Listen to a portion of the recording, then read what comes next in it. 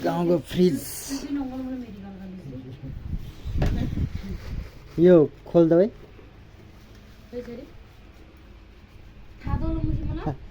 खाँदै उयो छ सिर्काउने छ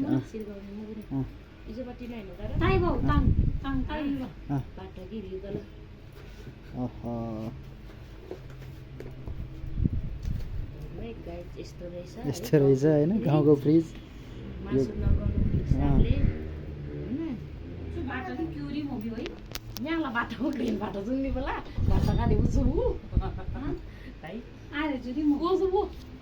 के